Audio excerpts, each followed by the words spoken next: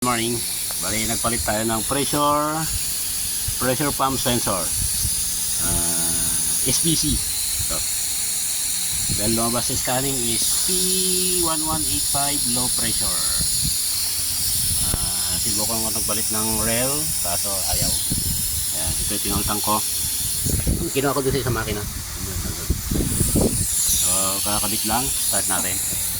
Ang issue nito ay low power, tapos nung katagalan pag start tapos namamatay, tapos start ulit tapos namamatay, tapos nung in-scan ang lumabas P1185 low pressure.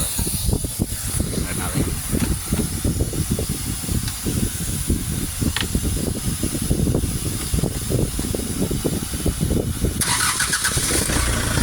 Okay, so hindi na namamatay. Makina ka D4 CB, H100 na Euro 4. Tingnan natin yung kanyang RPM, kasi yung RPM nya hanggang dito lang nakaraan, hanggang 2,500.